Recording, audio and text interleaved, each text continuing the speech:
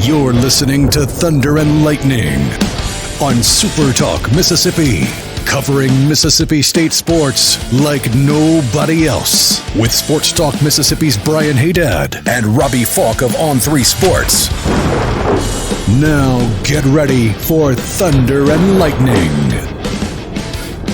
This is Thunder and Lightning here on SuperTalk Mississippi. Brian Hadad and Robbie Faulk here with you on a Wednesday morning, Tuesday afternoon. Who knows when you're listening? Thanks for joining us here at supertalk.fm or wherever it is that you get podcasts from. We appreciate you guys out there, our great listeners, especially our servicemen and women out there taking care of us. I want to thank our sponsors over at Strange Brew Coffee House and Churn and Spoon Ice Cream. Start your day the right way with a trip to the drive-thru over at Strange Brew Coffee House here in Starkville or at Brupolo over in Tupelo. Be a little weird, Robbie, if Brupolo was in Sladen. That would be a little weird. Wherever you are in our Sounds like an 80s hair metal band.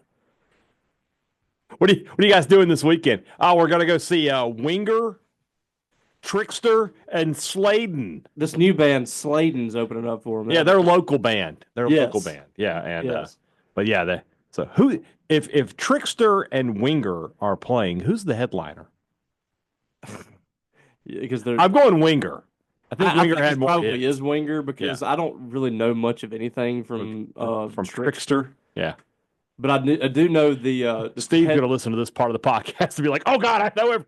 I do know the pedophile-ish song 17. Daddy said she's too young, but she's old enough for me. Yeah. In 1987 or whenever that came out, should have been weird enough. But it hits different in 2025. It does, as the kids say. Wherever you are in our great state. Poor Shane. He's like, I paid for this ad. Every day. Every day. Wherever you are in our great state, you can enjoy Strange Brew Coffee each and every morning. It's just a click away at strangebrewcoffeehouse.com. I'm not aware that it's hurt his business. No, I think we've helped him, but I'm just saying, like, when I think of Strange Brew, what do I think of? Underage girls. Oh, God. Hey. It's not. Yeah. The Mississippi Beef Council wants to remind you that beef it is what's for dinner. Whatever you're cooking out this weekend, and man, this is going to be a great weekend to be behind the grill. Beef makes it better. Nothing beats the sizzle of beef on the grill.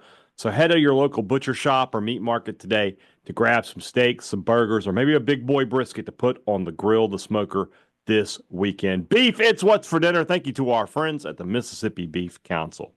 College Corner, collegecornerstore.com is the place to find the maroon and white merchandise that you're looking for. I'm putting this up on April Fool's Day. No April Fools from us, though. When I tell you that you can use a great, they've got a great April Fool's Day, what's the word I'm looking for, special going. So if you're listening today, April 1st, which, by the way, I forgot that it was April 1st earlier today. I was doing the Immaculate Grid. I'm like, why is this what the grid is today? And then I realized it was April 1st. Why is your grid all Mississippi State players? Well, today on the Immaculate Grid, like, no, you know how it normally works, right? The categories are like, two teams or like a team and a cat. Today it was just played in the major leagues. Everything was just played in the major. So I just picked Mississippi State guys. Okay. Because I thought it'd be fun. Anyway, if you're online today, 20% off using the code FOOLS25. You can get 20% off any sale online today, site-wide. So check that out. College Corner, collegecornerstore.com. They're talking about us. Yes. Fools. I'm a fool to do your dirty work. Oh, yeah. I don't want to do your dirty work no more. Little Tony Soprano. Little Tony Soprano, absolutely. Restaurant Tyler, Starkville's flagship restaurant for lunch, dinner, or Sunday brunch. Best meal in town is at Restaurant Tyler. You won't be a fool if you go eat lunch today at Restaurant Tyler and grab a blue plate, the best blue plate in Starkville, in the Golden Triangle, dare I say the state of Mississippi. Get the Hadad blue plate. Blackened catfish, cheese grits, mac and cheese, cornbread. Ask for an extra piece of catfish. They'll give you one. I mean, they're going to charge you for it, but they will give it to you. It's delicious. It's good. So get that crawfish sauce, too. Don't skimp on that. No. Or you can get the Robbie, which I believe is fried chicken, butter beans, and sweet potato fries. No. Is it French fries? No. Is it regular fries? It's not. It's not fries. When I get fried chicken. Fried chicken. When I get fried chicken. Fried chicken. It is What I usually get, I think I purple thought whole peas maybe. I had the beans and- wrong. Okay. And mashed potatoes and gravy. Mashed potatoes. I knew there was Catfish is when I get the butter beans and the sweet potato. That's the Robbie, really, is the catfish, fried butter beans, catfish. sweet potato. Okay. So I had the meat wrong. Yes, I had the protein wrong. You had Okay. the entire thing wrong, but Yeah. it's okay. It is. It's fine. You don't care enough about me Here to we go. know Here we go. what I get. Here lunch. it is. You don't care enough. That's just what it is, huh? That's what it is. That's what it's going to be. You just don't care. I'm sorry. You should be. There's something wrong with our chairs. Like, you're taller than me anyway, but like I feel like I'm in the Phil Jackson chair. You are. Yeah, Phil Jackson always had the elevated because he had chair. the bad back. Yeah. But like, you can't tell from looking at the podcast, but like in here right now, I'm looking down. I am looking up at Robbie. You know, like that trend that's going around where like girls put a camera above their head and so they can see what their boyfriend is looking at. That's what I feel like right now. I'm like, what else is new? You're always looking up to me. yeah, well, I wouldn't go that far. I'm a mentor to you. You're mental, I'll tell you that. Priority One Bank, 16 locations to serve you throughout Central Mississippi. Let PriorityOneBank.com be your guide. They'll show you not only where they're located. They're going to show you how they help you invest, manage your money, and prepare for the future. Now more than ever, when you have questions about your money, you need to get answers. You need to get them on your schedule.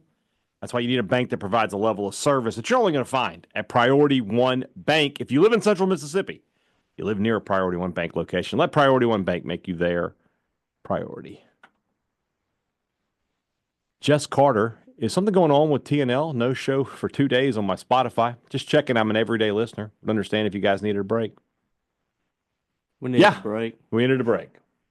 So I'm glad we had some. I promise people we weren't trying to avoid talking about Mississippi State baseball. We've done that for the last 4 years. We haven't avoided it. We've talked about it more than anybody. But these were circumstances that we couldn't. We could not. Yeah. We could so not. We'll start off with that and just let everybody know I am by my nature kind of a private person. But as you know, my mom has been ill, and but she is in the hospital now. Got a moment here to record, so I wanted to do that. Appreciate everybody who's giving me their thoughts and prayers. I do appreciate it. So thank you for that. That's why we've been out, and could be a sketchy couple days. I don't know. We'll see. We're planning to do a podcast tomorrow, which will be the rumblings. But today's what we're going to do is this podcast is going to be for. I'm putting it up. It's 10 a.m. on Tuesday morning. We should be done in about 30 minutes or so. And I'll just put the podcast up from there. Mm-hmm. And that's going to get you through to Thursday.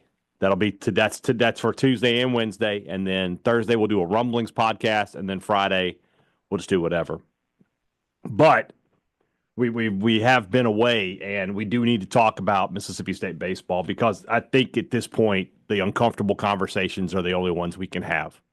Something I've said for the past couple weeks talking about this baseball team is that they're not angry so much about what's happening right now. It's 3 years of frustration. It's 3 years of Mississippi State wins a national title, and since they walked off the field in Omaha, they haven't done anything. I mean, even last year, they didn't really do anything. But now I think they're talking about these games now. I think people are mad about these games now. This weekend at LSU, State had a defeat sampler.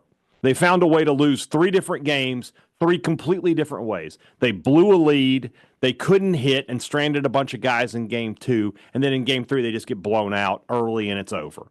And you watch this team play, and they are clearly more talented than what the results are giving you right now. And I know a lot of people say, well, you are what your record is. I agree with that. They're not a good team, but the talent is not the issue. Shouldn't be 1-8. They should not be 1-8. And it's weird. You look at the conference. Florida's 1-8. A&M's 1-8. These are teams that were all preseason top 20 teams. A&M fans have way more of a gripe. They do. And I think Florida fans do too. Yeah, they do. But the difference is last year, Texas A&M played for a College World Series national championship. Florida was in the College World Series a season ago. Florida has, had better seasons. A&M has had better seasons since Mississippi State won that national title. it's just built to this point now where I don't know where we're going to go from here unless you make a change at the top. Yeah, I don't. I don't know where else you go. I mean, this is what we've been talking about for the last few weeks. This is Mississippi State baseball under Chris Lemonis. It is. They don't, and I've heard him talk about, they need to, he understands that they need to do the little things better and they're not defending well enough. He understands it, but these are his teams. This is what we've grown accustomed to seeing with Mississippi State baseball the last 4 years. And I think I've come to the conclusion that Chris Lemonis desperately needs alphas in that dugout for his teams to be able to succeed. Mm-hmm. And I don't understand why that is. I don't understand why he had so much success, because it's very difficult to just let your team be and let them do what they did in 19 and 21. But I think that speaks a lot to what they had on those teams with Jake Mangum, Tanner Allen, Elijah McNamee, Rowdy Jordan. He led a little bit differently than those guys, but same kind of deal. Landon Sims, Will Bednar, Houston Harding. Those guys didn't need any motivation. They didn't need to be, when they got to the ballpark, somebody give them a good rah-rah speech or whatever. You go to 2022 and 2023, I don't remember anybody on those teams being an overwhelming personality, a guy that could step into the locker room and tell guys how it is. Yeah. I don't remember anybody 22, doing that. you had Landon Sims. Yeah, but he got hurt. When he got hurt, that's a different kind of. I mean, he can be a voice in the locker room, but it's different when he stepped on the mound. Right. When he stepped on the mound, everybody's confidence went up. Right. Everybody's confidence went up behind him at the plate. You think back at that Tulane game when he was just cruising. I mean, that's just how it was when Landon was in the game. When he left, the team just kind of died. And the next year, you didn't have anybody like that even in the dugout. Last year, you had David Mershon, you had Connor Hyzak, you had, I think that Tyler Davis took a big jump. I think that Cal Steven was that kind of guy. Gerangelo pitched with confidence, so that brought up some confidence. You don't have that this year. Yeah. When I look at Mississippi State, Pico gives you confidence, but he does. But he's kind of he's like on an island. He's a quiet guy. Yeah. That's not really his personality. He goes out there and pitches and does his job. And on Friday nights, they play with confidence. They don't make a lot of mistakes defensively. They play well behind Pico. When he's not on the mound, whoever they've had starting in those other two games, it's been a struggle. The defense has been a struggle behind them. And the offense right now doesn't really have a lot of that confidence either. So basically what I'm getting to is Mississippi State has had to have a lot of self-starters to have success. The 3 years they've had success under Chris Lemonis, they have had alphas in that dugout, in that room, and they have not been able to find that same success when those guys are not here. So I think that's been a big part of MSU's problem, and they're not, for whatever reason, I don't think they don't work on defense or they don't work on some of these things at practice, but it's not translating to games. And that is a coaching issue. It's a multi-year problem for Mississippi State that they haven't been able to do little things right. Base running miscues through the roof. I don't even understand how they happen most of the time. Defensive plays that you're just like, what's going on here? Getting guys on base second and third with one out and doing nothing with it. Bases loaded, one out, and doing nothing with it. Consistently doing that is an issue for this team. And once you get into multiple years, we can stop talking about that's baseball and we can start talking about that's a trend. And that's what it is with Mississippi State. And you're right. This is a very tough LSU team. This is a very good team, a team that I think has the ability to be in the College World Series. State should have taken one of those games. State could have taken the series, but you should have taken one of those games, and you found ways to lose every single one, just like you did against Texas, and without Pico Khan, what you would have done against Oklahoma as well. And now you're sitting here at 1-8, and you're sitting here at 36-63, which makes me sick and my stomach to hear and to read. But that's where Mississippi State baseball is right now. And as I say every week, I feel like it should never, ever be acceptable by anybody in this fan base, administration. If it should never be acceptable to be this mediocre, this bad in baseball for this long. It is the one sport that you can confidently say that you compete at a national level with facilities, with support, with money. This is the only sport that you can confidently say for the last 6 decades or whatever, you can compete on a national level. And they're not. They're not doing it. This is the thing that I said this yesterday on the show on Sports Talk Mississippi, and I'll say it here. There's a line that and too many people are trying to straddle it. Yeah. And the line is this. You got one side of the line is Mississippi State is an elite baseball program. The other side of the line is what's happened the last 4 years at Mississippi State is acceptable. You cannot be on both sides of that line. Mm-mm. If you think what's happened over the last 4 years is acceptable, that's fine. That's fine. That's your standard for Mississippi State baseball. I don't agree with that standard, but that's what you believe. That's fine. But don't in the same breath turn around and say, but this is one of the best programs in the country, because it's not. Mm-mm. It's not if you would think that. And don't say Mississippi State's a baseball school. I don't want to hear that anyways, but No. Don't say that and then in the same breath say, but you know that you go through tough times, or No. we've only hosted this amount of regionals since this and this. Irrelevant. The reason they aren't hosting more regionals is because they're not taking advantage of their resources. Mississippi State from 2016 to 2021, 2020 obviously what happened. 5 super regionals, 3 College World Series appearances, and an SEC championship. That is what Mississippi national title. And a national title. That is what Mississippi State baseball can be. And I'll be honest with you. When they won the national title, if the next year they had taken what I would accept as a big step back, if they had been a 2 seed in somebody else's regional, what LSU did, yeah, I'd be like, all right, it happens, man. You lost a lot of generational players.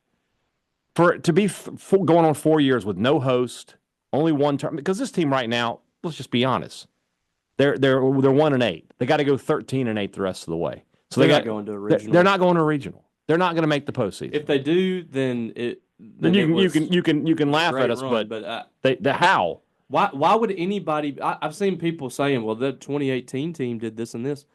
Why? Nobody thought that 2018 team was going to make a run. That was a like 1 out of 10 chance. Yeah, they swept 2 number 1 teams, and no one at that point would have ever expected that. Right. So the norm when you start 1-8 is you don't go to postseason. And so until they go on some kind of run here down the stretch, there's no reason for us to believe that's going to happen. And so Mississippi State baseball is just in purgatory until a decision gets made here. And I know a lot of people want that decision to be made now. I would tell you not to. I would say let's just play out the season. Just let it end. I don't want to go through a Gary Henderson kind of situation for one thing, but I don't know that this team is capable of that. We talk about that 2018 all the time, like you just mentioned, but they had those guys you were talking about. They had Jake Mangum. They had, a young Tanner Allen, but you could tell pretty early on that guy had it. He wasn't the best player on the field in terms of, batting average and everything, but how many clutch hits did Luke Anderson have at Mississippi State? That was the guy that people could rally around, and I think he was a leader. I think Connor Pilkington was a leader. Luke Alexander? Huh? Did you mean Luke Alexander? Isn't that what I said? Luke Anderson.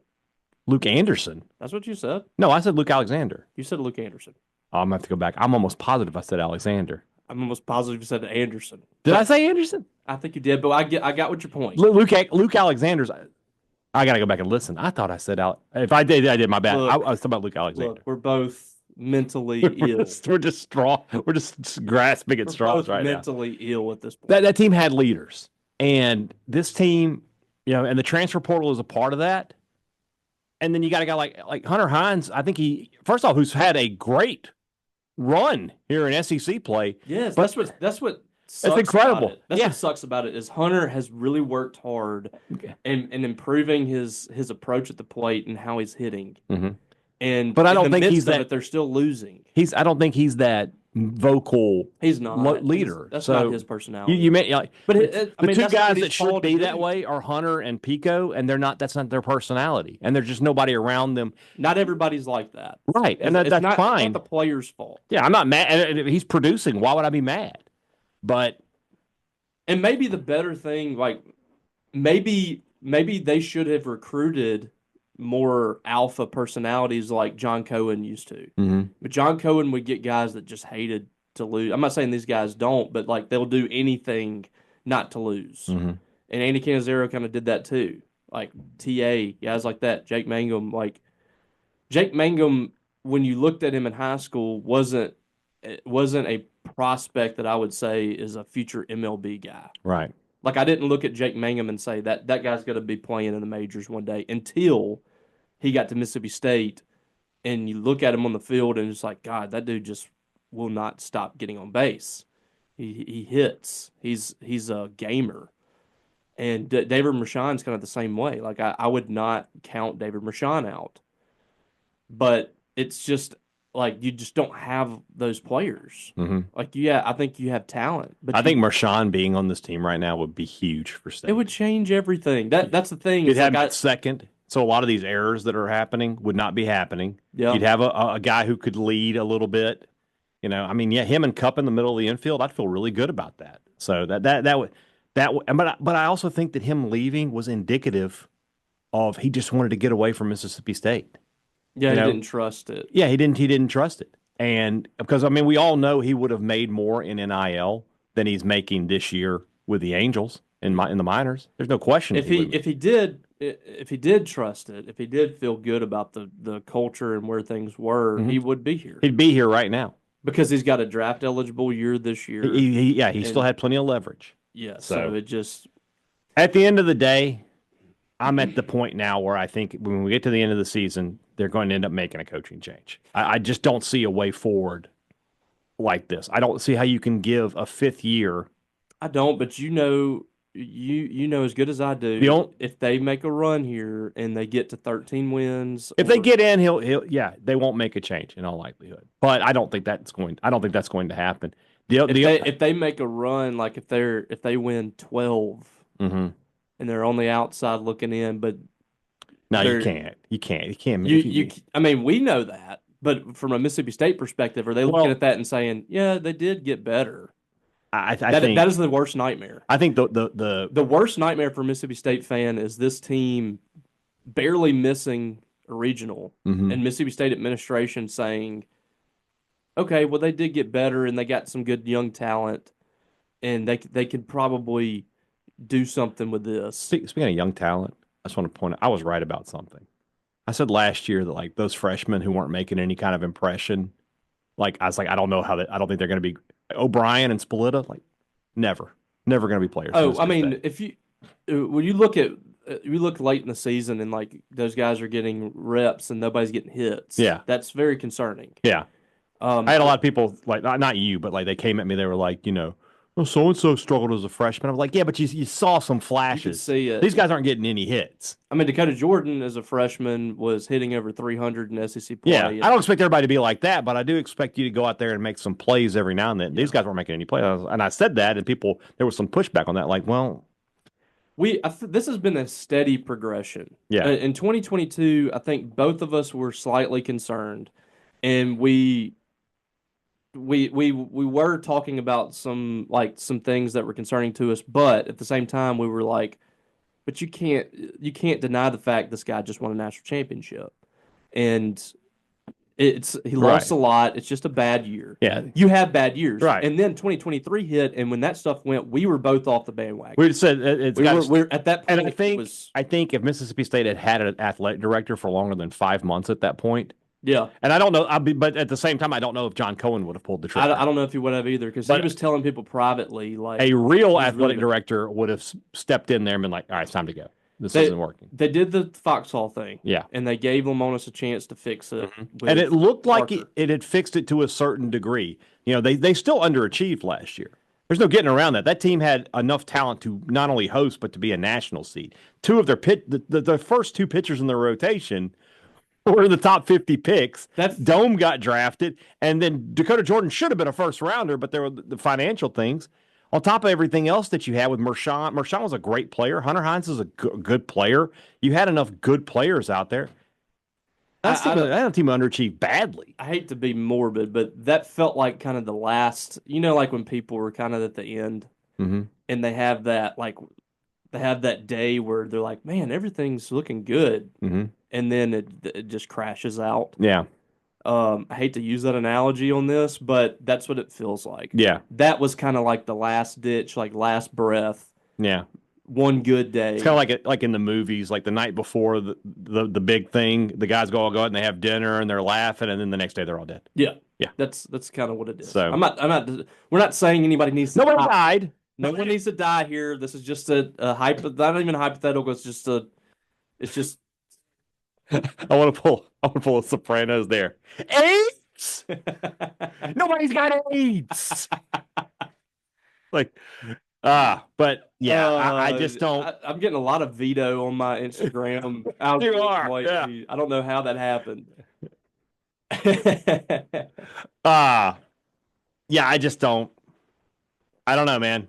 And I just think it's a point where no matter what you think, this is a results business. They pay big money to coaches to win games. And at this point, 4 years after a national, just because you win a national title does that make you coach for life. All right. Ask Gene Chizik and Ed Orgeron about that. You don't get to just be the coach forever because you won a national title. And the last 4 years have just not been acceptable to a standard of Mississippi State baseball that we should expect. And so I don't know how you move forward like that. I don't know how you can look at the only you mentioned that the nightmare scenario. To me, the real nightmare scenario is for an athletic director like Zach Selman to not say publicly, but privately to be like, this is a non-revenue sport. Yeah, like I'm just not going to sink. Just let it go. Just let it go, and you can't do that at Mississippi State. I don't think you can, but at the same time, in a world where you got to come up with $20 million to pay your athletes, and you got to take care of football and basketball. You can't. I totally get that, but I think that you have to have the wherewithal to understand where this fan base is with it. I agree with you, and I think Zach does. Bottom line, you're correct that it would make more sense for an athletic department in this era to push a lot more resources into basketball and football, and I think State has done that. But you can't, at Mississippi State, you cannot forget about baseball. You can't let it just go. It's got to be maybe not at the forefront, but it's got to be one of your priorities because the fans here care too much about it. And I'm not speaking just from a Mississippi State standpoint. I'm speaking from a Zach Selman standpoint, from a, how do you survive at Mississippi State? Baseball is part of the deal. I agree. It's not like that and everywhere. I brought that up as a worst case. Yeah. I don't think that's going to be what Zach Selman does. I don't. And somebody mentioned that yesterday about what Zach's thoughts are on baseball, whatever. And I don't think that it's super high on his priority list as a athletic director. But he's smart enough to understand where it sits in the Mississippi State realm. Baseball isn't going to get him fired. And it's not going to get him hired anywhere either. But at the same time, if it's not keep these fans happy. Yeah, you're the people you're asking for money for we're going to be like, well, what are we doing about baseball? They're going to ask you that question. At the same time, he's smart enough to know that. I don't worry about for him and for most athletic directors, football is up here and baseball is here. It's further down than you probably so. Yeah, but in Mississippi State, for him, he is pushing a lot. That's an issue this school has missed out on in the past. Yeah. They have not. They've had football here and baseball here, and I'm talking about not just fans. I'm not talking about. It might have even been higher. It was definitely above men's basketball, which makes money. Yeah. So, but I think you have to have some balance here. You do need to have a lot more resources into football. because you've got to get football healthy again to keep this university going. Mm-hmm. Football cannot be where it is right now. Cannot do that. No. So I've talked to people in the non-revenue sports about it, and there's some sports at Mississippi State are not going to be able to have the resources that they've had with this revenue share because of that. Because football's got to get healthy again. Exactly. As it should. The football pays those bills for everybody else. So you got to have football first. This has been, it's uncomfortable because I want to say something else too. Okay, go ahead. There's a lot of people that expect us to just come out and just yell at the top of the rooftops that Chris Lemonis needs to be fired. Mm-hmm. And that's just not how we're going to do things. No. That's not how this works. And nobody in our business really does that. At the end of the day, Robbie, I don't think Lemonis has done a great job these last 4 years. How could I? But do I respect Chris Lemonis? Yeah. Absolutely. Good man. And I think he's a good baseball coach. He's just not doing a good job here. And unfortunately, that's what we pay him to do. That's what Mississippi State pays him to do, is to win games. But I'm not going to be disrespectful to the man. I'm not going to just be like, this guy sucks and he's got to go today and I hope he never coaches. And I think some people, you're right. I think a lot of fans expect us to just be like, to go to a press conference and be like, what the bleep are you doing out there, idiot? They want us to embarrass him in a press conference. Yeah. And do you think that this man doesn't understand what's going on? Do you think he's just sitting there? I think he doesn't want to win. I mean, I promise he wants to win more than us. There's no secret. I don't think that this staff is a big fan of either one of us. No, they're not. And I think that's totally fair. We have not. We've been. We have our job though. This is our job. That I hope that they understand that if this is it, if this is their last month or whatever, mm-hmm. I hope they understand that this hasn't been a personal thing. Us criticizing the team or whatever, but at the end of the day, we don't answer to coaches. Right. We answer to Mississippi State fans. Right. We don't answer to Mississippi State. That's right. We don't work for Mississippi State. We don't work for Chris Lemonis. We don't work for any coach on campus. We work for you, but we will not handle ourselves the way that some of you want us to handle ourselves, and that we're trying to embarrass this man, trying to push for his firing. What we're doing right now and what we have done for the last 4 years is talk about what we see on the field and put it into context of where Mississippi State is as a program. Mm-hmm. And from what I've said consistently, I haven't come out and I haven't said it's time to fire Chris Lemonis, things like that. What I say is the product that you're getting right now, what you've gotten for most of the last 4 years, mm-hmm. is not acceptable for Mississippi State. It's a program that holds itself in high regard, and there's been a lot of, argument about where Mississippi State sits as a program nationally.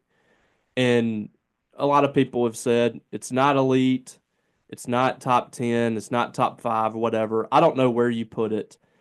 But what I would say is any program that pumps the resources into it like Mississippi State does, that has produced 71 MLB players, that has produced 11 trips to the College World Series, 12, whatever it is now, a national championship, several SEC championships. Any program that has that kind of support behind it should expect more than what you're getting. Correct. So I don't know if your argument is this program's top 5, top 10, I don't care, but it shouldn't be this. Right. It should never be this. There might be a year where you have a season like this. Right. It should never be sustained. Everybody can tolerate a down year, especially if it comes after a big year. 2021, you win the national title. 2022, and even then, I would say that was probably more down than it should have been. Like a down year for Mississippi State should be they're a 3 seed on the road. Yeah. But if they had a bad year, they had some injuries, I can live with that. Right. There are seasons that come along where you the next year you've got to be back. You got to be back in the hosting discussion. Ron Polk, I don't think Ron Polk had a losing season until his second. Till the end. And that was at the end. Yeah. And that was with a program that he inherited that had not really done much prior to him arriving. Paul Gregory led them to the College Yeah. World Series. They'd had a losing in season the year before he got 71, there. I think it was. So But Polk's first tenure at Mississippi State, his worst season was 82, where after they'd gone to the College World Series, they finished 5 games above 500. They didn't make the tournament. His next 3 years, where he has Clark and Palmero, regionals, College World Series, and they lost a total in 3 years. They lost a total of 46 games. those teams underperformed by postseason standards sometimes. Yeah, But they never had seasons like this. right. They And- won, and on top of that, winning SEC championships and SEC tournament championships. He comes back to state. His first year, they don't make the tournament, but then he went regional, College World Series, and then the bottom fell out. And in fairness, Ron Polk, how that tenure ended, Mm-hmm. it set Mississippi State back. Yeah, They really struggled when Cohen took over, yeah. and that was due to It took what 2 they years had. to get out So of that hole. I'm not letting Ron off the hook, but my point being, when he created this whole thing, Mm-hmm. they didn't have these kind of seasons. Right. They didn't have seasons like this where you're struggling to get to 10 SEC wins. Mm-hmm. So again, it's not personal. I've been yelled at. People have yelled about me to other people within that program, and you too, about like what do we have out for them? Why are we being so negative? I don't know how you can watch this and be in the middle of it and not agree with what we're saying. Yeah. And we've tried to handle this the best way that we possibly can, but what else are we supposed to do? Again, the line is there. Elite program, this is acceptable. They don't miss. There is a wall between those two statements. Either you either you want to win or you don't. Yeah. There is no in between. Either you are all in on Mississippi State baseball and you call yourself a baseball school and you're massive baseball fans. Either you want to be a part of that, or you're just there. I'm not going to go down that road too much, but you're just there for the atmosphere. Yeah. That you're just there just because it's a fun thing to go to on Friday and Saturday. Yeah. And so do you want to just do that and just make this I mean, we can just have a cookout. If you want to make Duty Noble a park where the kids can come play on the berm and they can run around the concourse, and we can have, after Mississippi State loses by run rule, we can have the kids run around the bases. Yeah. And then they can score infinitely more runs than Mississippi State. We can do that, or we can fill that place up and put one of the best baseball products in America on it. What bothers me a lot about what you're saying is that we can have that atmosphere and win. Yes. It's better. The atmosphere is better when it's winning. State did something the other day that drove me insane, and I know you saw it too, was after the Texas series, they put out a video that said nothing better than grilling at Duty Noble Field. And I just want to be like, winning's better. In the middle of that whole you can grill and win at the same time. In the middle of that whole thing that we were talking about, which I think we kind of sparked it, but it wasn't meant for us. I mean, it was part of the conversation we were having. And I think that's another thing that people miss is we're not sitting here just complaining about left field lounge. Mm-hmm. That's just a byproduct of all the issues that has come with Mississippi State baseball. The whole point of the conversation we've been having is like, you can have that thing in the outfield and you can feed the players and all that stuff, but the product on the field, I would like to be good too. And I don't have a problem with the hospitality and the atmosphere in the outfield. It just, when your product stinks, when you're not doing what you need to do on the field, that stuff gets magnified, and it makes it look like people just don't care. And I'm not saying that you don't, but that's what it looks like. Yeah. And again, we're not blaming fans. I'm not going to blame fans on this. It's not your fault. That even the people that have flipped us off and all that crap, it's not your fault that Mississippi State baseball is where it is right now. But it's got to get that edge back, man. Yeah. Like it's. I was looking through when the Jake Mangum stuff was happening last night, which maybe we need to have a segment about that. We are going to because we did the break. Yeah. When that stuff was happening last night, somebody sent a tweet and said, wasn't that a similar hit to Jake Mangum's last hit? So I remember I filmed that from the press box. So I went back and looked, and sure enough, it was. Unbelievable.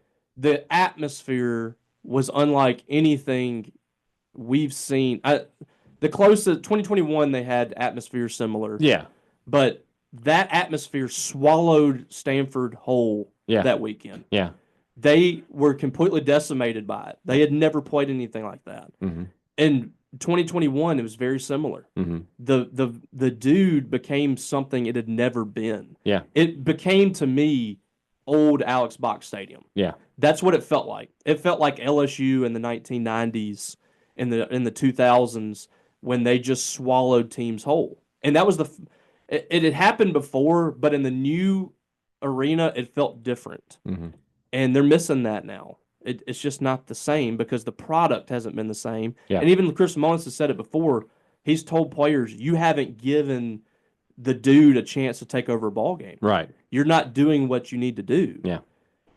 So Mississippi State's missing that. They need to get it back. Yeah. And I just don't know if that's going to happen in the current landscape. All that said, you know what's about to happen this weekend. They're going to sweep South Carolina. See, I don't know. You don't think so? I don't know, man. I mean, they may win the series. A sweep would be a lot. I just don't. I mean, South Carolina's not any good. Don't get me wrong, but at the same time, I just feel like another. And that becomes they're coming. fine. See, we told you so. It's gonna be. I don't want to hear that. So. That will happen. All right. Let's move into a few minutes on Jake Mangum, and that's brought to you by our friends over at Two Brothers Smoke Meats and the older brother, right there in the Cotton District. Two of the best restaurants in the city of Starkville, two of the best restaurants in the SEC. When you come to Starkville, if you call me and you're like, hey, where should I go eat? Two Brothers and the older brother, pretty high on my list of places you have to go. So when you're in Starkville, if you're going to be here this weekend for baseball, Two Brothers Smoke Meats, the older brother, you might see me and Robbie there because we love to eat there. Right there in the Cotton District. Great products, great service. Every business likes to promise it to you. They deliver it to you at Advantage Business Systems. They've been doing it for 50 years. 50, brother. When you need technology for your business, give Advantage Business Systems a call. And then if you need service, it's the same people you have that relationship with that made you that sale. They're going to get you taken care of.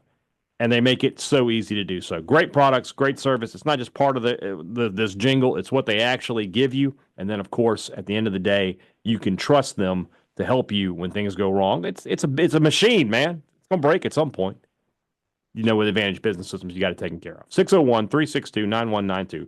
Or visit them online, absms.com. Find out how Advantage Business Systems will help your business do business.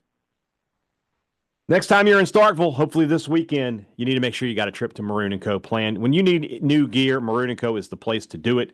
They've got the biggest selection here in Starkville. Think about everywhere in Starkville that sells MSU gear. Nobody's touching Maroon & Co. in terms of their inventory. And best of all, we can save you some money when you shop there. Online or in-store, use our promo code Thunder15 to save 15% off regular price items. Some exclusions will apply.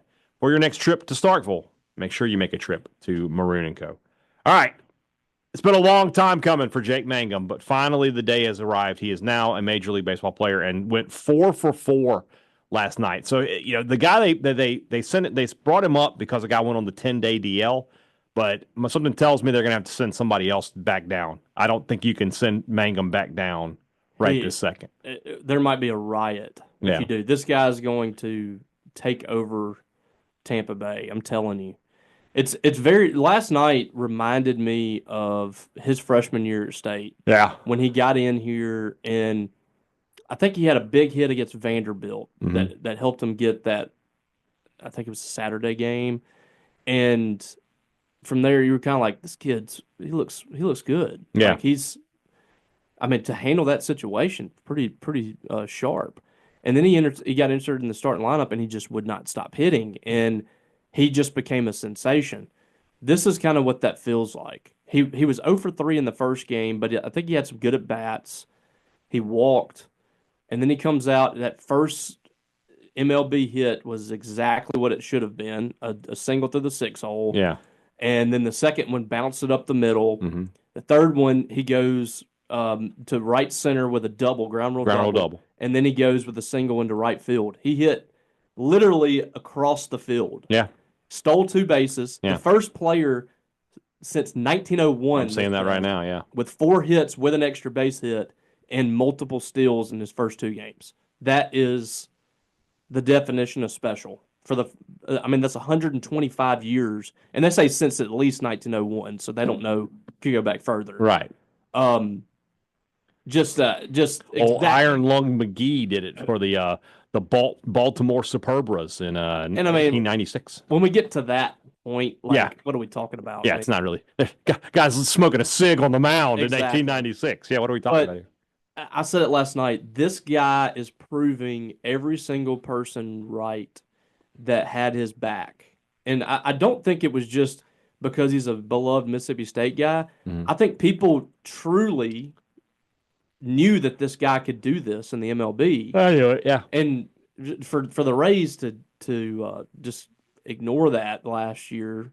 It was so weird. Too. Like the Marlins, and both of them, not good teams. It's not like they were in the playoffs. Let's try something else. Yeah.